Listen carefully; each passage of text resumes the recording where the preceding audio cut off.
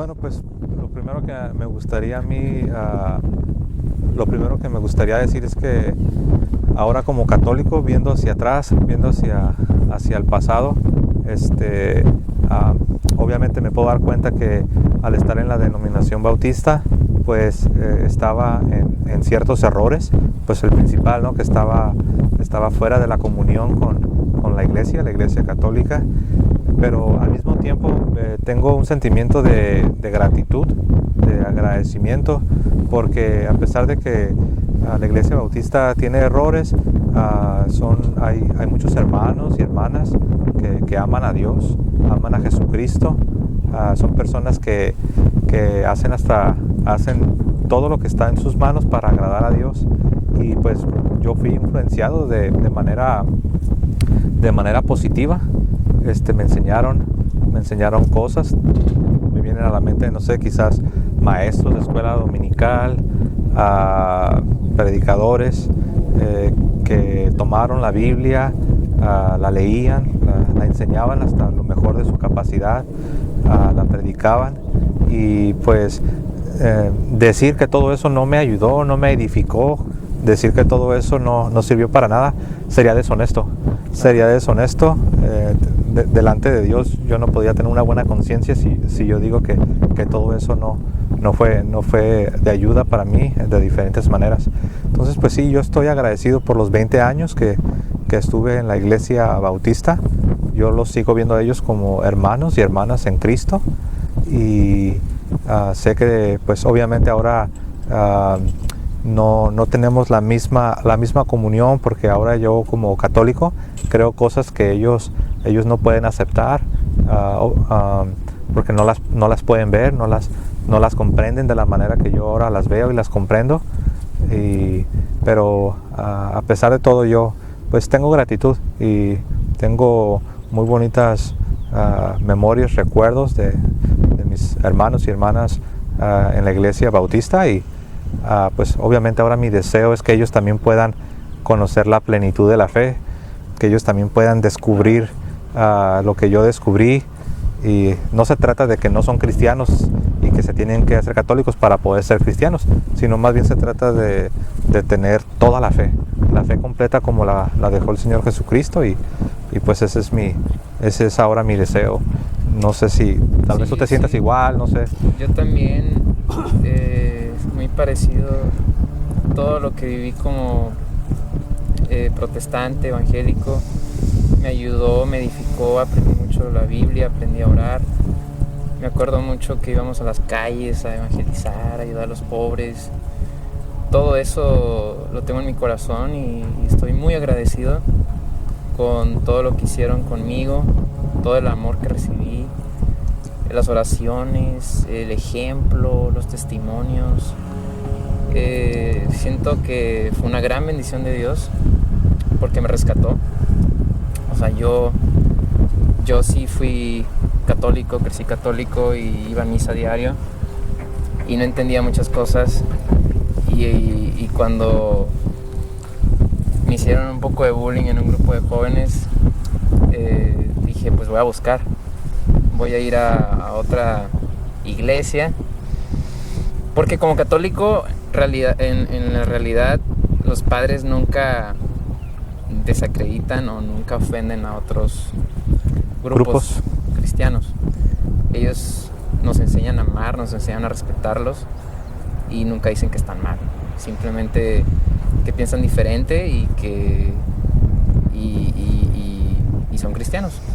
Entonces yo fui a otro grupo donde me acogieron, me sentí amado, y en ese grupo de jóvenes me invitaron a una escuela de discipulado, y ahí es donde aprendí mucho acerca de la fe cristiana y me empapé, me enamoré, me apasioné, y ahorita de regreso a la iglesia católica estoy tan agradecido con ellos y sigo orando por ellos porque son grandes ejemplos para mí y lo van a seguir siendo. Y ahorita que soy católico, pues me apasiona todo lo que encontré. Es como un buffet. Es como entrar a Hometown Buffet y ver todos los platillos y decir, wow, esto lo quiero lo quiero compartir con mis hermanos. Ujú. Y sí me siento triste porque muchos no quieren, si quieren nomás están conformes con un platito. Y quizás nosotros estuvimos un tiempo así, ¿no? Sí, es un platito nomás. Quizás también, porque estoy seguro que tanto tú como yo, cuando fuimos protestantes evangélicos, estoy seguro que tal vez nos tocó por ahí interactuar con algún católico y tal vez no le prestamos demasiada atención o simplemente asumíamos que era obvio que estaban en error, ¿verdad? Que estaban mal. Pero pues Dios trabaja de formas que... Yo recuerdo que iba a las calles y oraba por los católicos que se arrepintieran, que estaban adorando a otros dioses. Uh-huh. Realmente eso me enseñaron, que la Biblia era suficiente y que no tenías que confesarte con ningún padre, que no tenías que orarle a María ni a los santos, solamente Cristo y solamente Cristo salva. Y cositas que me hacían sentir bien, Sí. la verdad. Sí, porque se interpreta como que si tú pides la oración de los santos en el cielo, se interpreta como que si tú crees que son dioses, o como que estás reemplazando a Jesucristo. Es como que si haces a un lado a Jesucristo, se interpreta como que tú estás diciendo que Jesús no es suficiente, o que Dios no te escucha y que necesitas que los santos en el cielo rueguen por ti para que Dios te escuche. Cuando ahora sabemos que eso no puede estar más lejos de la realidad, ¿verdad? Es como cuando uno le pide a su pastor, a sus hermanos, ora por mí, ruega por mí. Hasta se usa la palabra intercede por mí. Claro. Ahora, muchas veces, ahora como católicos, ¿no? Se nos dice, no, pues que no te das cuenta que Dios te escucha y no necesitas que nadie ruegue y que nadie interceda por ti. Pero es lo mismo, se puede aplicar si se es consistente y se aplica esta forma de pensar al mundo protestante, pues tendríamos que decirles, entonces, ¿para qué tú pides a tu pastor y a tus hermanos y a tus ancianos? ¿Para qué les pides que rueguen y que pidan por ti si Dios te escucha? No vayas con el pastor, ve directo con Dios. O sea, no es lo uno o lo otro, sino que son las dos cosas. Sí. Y es lo mismo con María, ¿eh? O sea, uno que no es católico piensa que a María la tenemos como diosa. Como si fuera una diosa, ¿no? Fuera diosa y que no tenemos que ir con ella, tenemos que ir con Cristo. O que le hace competencia a Cristo, ¿no? Le hace competencia. Y si realmente, o sea, yo como católico ahorita medito tanto en María y me lleva mucho más profundo a Cristo que cualquier pastor, cualquier predicador y la misma Biblia. Meditar en el misterio de María, de una mujer humilde, sumisa. En esos tiempos tú sabes que las mujeres eran despreciadas, eran como animales. Meditar en María es meditar en Cristo, porque donde está Cristo está María. Sí, y eso me ha llevado a enamorarme mucho más de Cristo que la misma Biblia, lo puedo decir. Sí, así es como dice la Biblia, que porque es una persona. Así es, que los hombres vean tus buenas obras, que vean tu santidad, para que al ver tus buenas obras, tu santidad, ellos puedan glorificar a Dios. En otras palabras, una vida santa no te aleja de Dios ni compite contra Cristo, sino que una vida santa glorifica a Dios y te acerca a Cristo. Es algo tan atractivo, es algo tan atractivo y tan hermoso que te lleva. Y vamos, o sea, cuando era protestante yo sí tenía mis ejemplos de pastores. Sí, tus héroes, ¿no? Mis héroes, entonces ellos, a través de ellos... No se les llama santos, pero se les llama los héroes de la fe, ¿no? Se usa mucho ese concepto, los héroes de la fe. Sí. Y sí, los teníamos como ejemplos y sí los admirábamos y ellos nos llevaban mucho a Cristo, o sea, sí nos ayudaban. Igualmente los santos, igualmente a María, que como protestante pensaba que estaban como ausentes, muertos. Sí, así es. Como que estaban en el cielo y no podían ver lo que está en la tierra. Así es. Y Hebreos dice totalmente lo contrario, ¿no? Dice que estamos rodeados de testigos, ¿verdad? Pues sí. La primera cosa que se debe evitar si no se quiere ser católico. El primer punto dice: evita meditar en el hecho de que la verdad es absoluta, infalible y sin error. Okay. ¿Qué piensas? Bueno, pues tenemos que la verdad es una, no hay muchas verdades, es decir, es absoluta. Lo contrario de relativo. Relativo es que yo tengo mi verdad, tú tienes tu verdad, él tiene su verdad, ella tiene su verdad y todas son válidas y todos estamos bien. Pero sabemos que la verdad no es así. Sí. La verdad por su naturaleza es una, es absoluta, es infalible. ¿Qué quiere decir infalible? Es inquebrantable. Sí. No la puedes cambiar, no la puedes torcer. No evoluciona en el sentido de que ahorita esto es negro y mañana tal vez no es negro, mañana es blanco, no, sino que es una. Entonces, bueno, si un protestante evita pensar en que la verdad es una, es absoluta y es infalible, pues se va a quedar contento en el protestantismo. ¿Por qué? Porque en el protestantismo se rompe esto. Tenemos muchas versiones de la verdad, muchas versiones del evangelio, muchas versiones de la iglesia, muchas interpretaciones, se llega a muchas conclusiones. Para cada doctrina, para cada tema, Claro. hay diferentes interpretaciones. Claro. Los luteranos te van a decir una cosa del bautismo, los bautistas te van a decir otra cosa del bautismo, los presbiterianos te van a decir otra. Pero, fíjate, profundizando en este tema, me encanta porque los no denominacionales salen de esa bolsita. ¿O sí? O sea, yo como no denominacional, yo pensaba que incluso todas las denominaciones Ajá. estaban mal. Ah, ok. Porque ellos están como sujetos a una religión, ¿Tienen una etiqueta? una etiqueta. Y los no denominacionales como que se admiran a sí mismos porque no llevan una cierta religión o ciertas doctrinas. Lo cual es interesante porque decir que soy no denominacional, de hecho esa es una categoría. Exacto. Es una categoría más de las tantas que hay. No, y entre ellos surgen distinciones de doctrina. O sea, igualmente hay... No todos los no denominacionales son iguales, ¿verdad? No. No los puedes poner a Y- todos en la misma categoría porque creen diferente. Pero es que es muy chistoso porque dentro de una iglesia no denominacional estás en una burbuja y no puedes ver las demás. Y ese es el gran problema que yo veía en mí. Que yo dentro de mi grupito, como me sentía tan a gusto y tan acogido y tan querido, y que evangelizábamos y ayudábamos a gente, yo me sentía dentro de esa Sí, burbuja. estabas conectado, Exactamente. tenías compañerismo, tenías tus necesidades eran satisfechas en esta Exactamente. comunidad.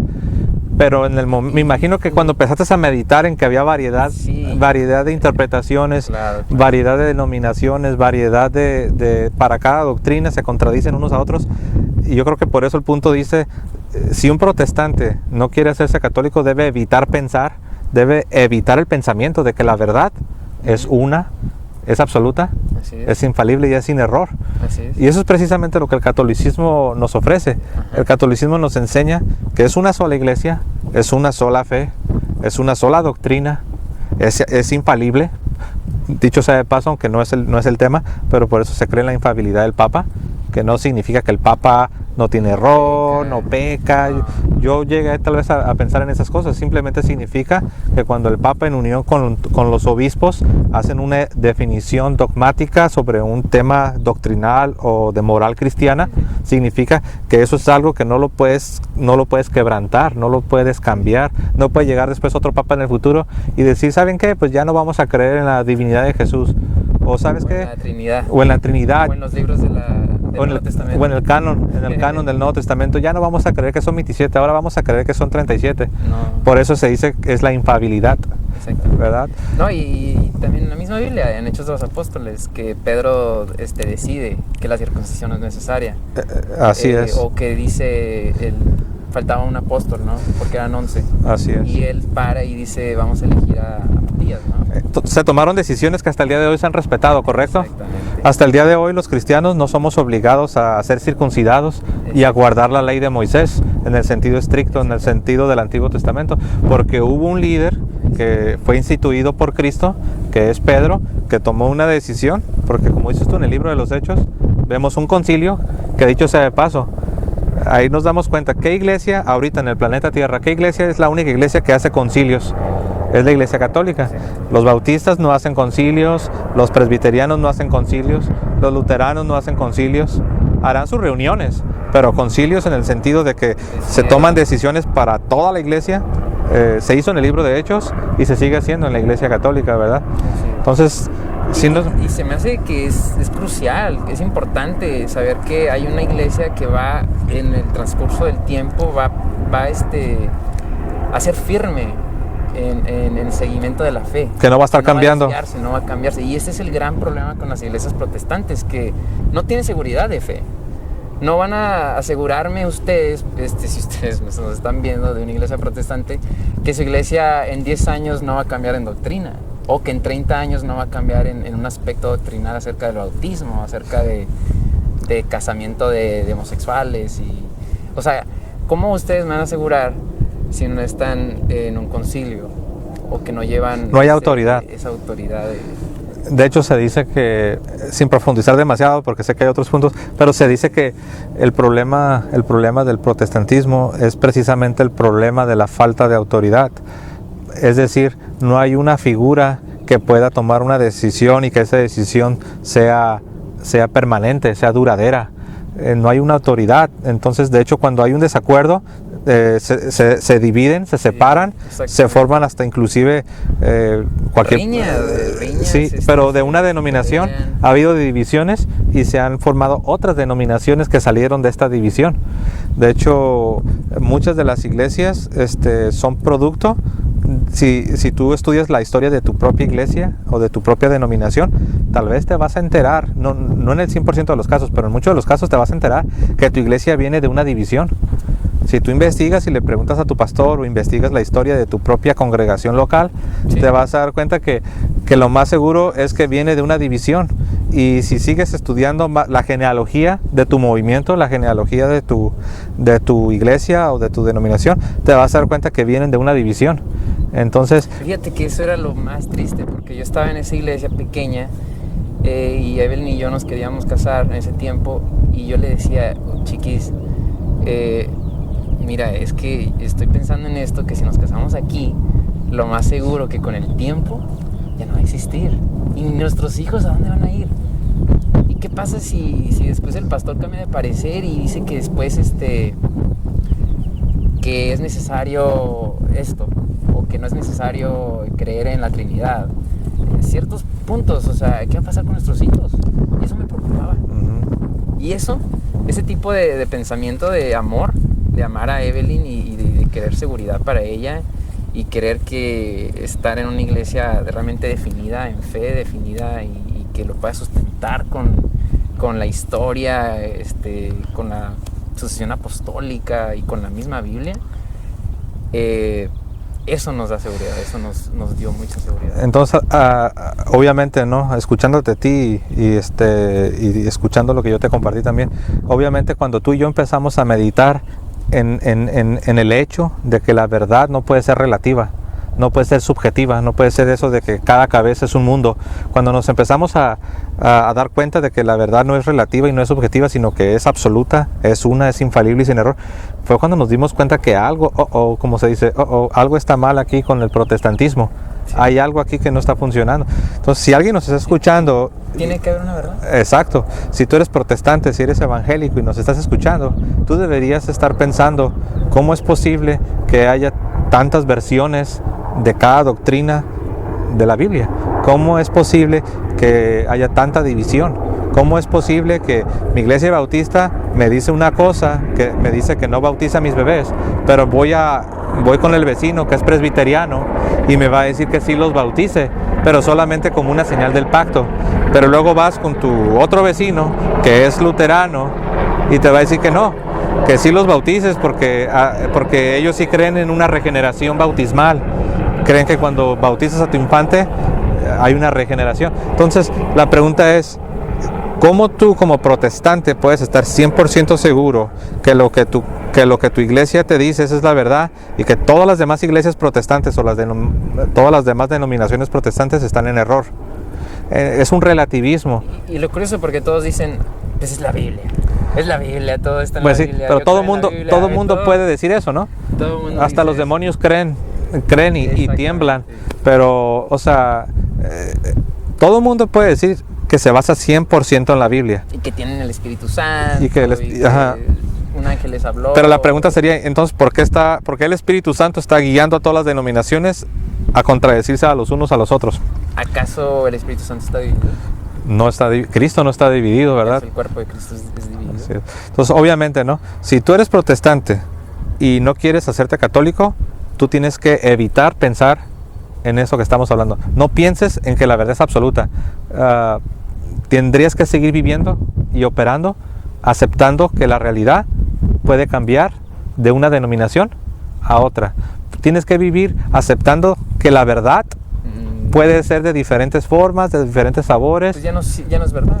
Y deja de ser verdad, porque verdad. Eso es relativismo. Relativismo. Entonces, bueno, ese es el punto número 1. Me imagino que... El 2 pues, el 2 dice, evita recordar la promesa de Jesús que dice que ni las puertas del infierno podrán destruir a su única iglesia. Ok, entonces sabemos que todas las iglesias protestantes, ellos están operando con el entendimiento de que ellos están restaurando a la iglesia, que en algún momento de la historia la iglesia se corrompió, el evangelio se perdió, y las iglesias protestantes o los movimientos protestantes se ven a sí mismos como los que están recobrando lo que se perdió. Ellos están redescubriendo lo que en la Edad Media, o como algunos lo llaman, que es incorrecto, pero algunos lo llaman la Edad Oscura, el oscurantismo, que son como 1000 años, aproximadamente del año 400 al año 1500, cuando Lutero vino a traernos la verdadera luz. Ellos le llaman el oscurantismo.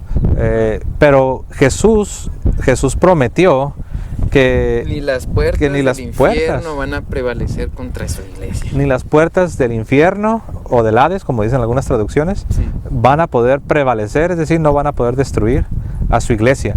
Entonces, si tú eres protestante y no quieres hacerte católico, entonces no pienses en no te acuerdes de la promesa de Jesús, no medites en la promesa de Jesús, porque Jesús prometió que ni las puertas del infierno prevalecerían contra su iglesia. Entonces, ¿dónde queda aquello que dijo Lutero y los otros reformadores y otros grupos que han salido después? ¿Dónde queda eso de que la iglesia se echó a perder? ¿Dónde queda eso de que el evangelio se perdió? ¿Cómo vas a estar recuperando algo que Jesús prometió que nunca se iba a perder? ¿Cómo vas a estar encontrando algo que Jesús prometió que nunca se iba a perder? Sí, y lo fundamentan con la Inquisición, que los papas malos, que los sacerdotes que han pecado tanto, todas esas cosas. Pero si te fijas, todo eso que acabas de decir, si lo pones al lado de las puertas del infierno, no le llega ni a los talones. Claro. Los malos ejemplos de algunos papas de la Edad Media, algunos excesos que se pudieron haber cometido en la Inquisición, algunos malos, los escándalos que ha habido en el catolicismo, todo eso, si lo pones al lado de las puertas del infierno, creo que ni a los talones le llega. Entonces, si Jesús dijo que ni las puertas del infierno, Jesús está yendo como a un extremo, ¿no? Jesús está diciendo, mira, ni lo peor va a poder destruir a la iglesia. Entonces se derrumba el argumento. No, y tenemos que recordar que el mismo Jesús con sus 12 apóstoles había pecadores. O sea, Pedro lo negó, Judas lo traicionó, Judas, ¿no? Y los demás traicionaron a Jesús, corrieron, lo abandonaron. Es en su propio grupo ya había pecado. Él no está diciendo que en la iglesia no va a haber pecado. Como lo hubo en Corinto, que es una iglesia conocida era una iglesia muy laxa, que se permitían muchas cosas, había mucho pecado. Sin embargo, eso no significa que toda la iglesia se iba a echar a perder o que toda la iglesia se iba a corromper. Es que tenemos que ser justos, honestos. Si estamos viendo también lo malo, que también son muchas exageraciones, si nos vamos y profundizamos en la historia de personas anticatólicas, también hay personas buenas que hubo en la iglesia católica, los santos. O sea, en todos los años, en el transcurso de la iglesia, podemos ver santos en cada siglo. Cada siglo. Y santos de veras, santos no de que... Y algo interesante, que somos ahorita. Algo interesante es que a un católico tú le puedes preguntar, mencióname un católico del siglo XIII y te lo puede nombrar. Mencióname, dame el nombre de un católico del siglo X, del siglo VII, del siglo IV, pero a un bautista... O un no denominacional. O a un no denominacional, o un pentecostés, o un luterano. Dile, dame el nombre de un luterano del siglo XIII. No te lo puede dar. A un testigo de Jehová, dile, dame el nombre de un testigo de Jehová del siglo IX. No te lo puede dar. El único grupo que es la iglesia católica, la única iglesia, y a lo mejor estoy siendo redundante porque es una sola iglesia. La iglesia católica es la única que te puede responder a esta pregunta. Si tú le dices a la iglesia católica, dame el nombre de uno de tus miembros del siglo VI, te lo puede dar. Dame el nombre de uno de tus miembros del siglo VIII, te lo puede dar. Del siglo XIV, del siglo XV. Sí. porque es la única iglesia que verdaderamente ha subsistido desde el tiempo de Cristo a los apóstoles, a los discípulos de los apóstoles y los discípulos de los discípulos de los apóstoles, que es lo que conocemos como los padres de la iglesia, hasta nuestros días. Entonces, si un protestante quiere evitar hacerse católico, debería evitar pensar en la promesa de Jesús, porque Jesús prometió que ni lo peor de lo peor, que son las puertas del infierno, ni lo peor de este mundo, Ni Satanás en persona, puede destruir a su iglesia. Que la Inquisición, ni la Entonces, Inquisición. Si hay iglesias que se han destruido, es porque no son la iglesia de Cristo. De hecho, algo interesante, Se han dividido, ¿no? antes de brincar a otro punto, algo interesante. Lutero Sí. profetizó que en pocos años la iglesia católica sería destruida, que dejaría de ser. Pues mira, Lutero murió y la iglesia católica no solamente no se destruyó, sino que hasta nuestros días, y aquí estamos, mira, mayo 2018, y la iglesia católica sigue adelante con sus... Y es hermosa. Yo no sé por qué no se hacen católicos. Bueno, ahora para Pero es nosotros, hermosa, ahora es para hermosa. nosotros Hay que tantos estamos ya de este lado, Sí. podemos nosotros ahora verlo con una claridad que cuando Sí. éramos protestantes no la veíamos, No, la verdad. ¿verdad? Pero bueno, quizás Catalogados muy mal. quizás alguien puede escuchar esto y le pueden hacer la curiosidad de investigar más de lo que verdaderamente es la Iglesia Católica.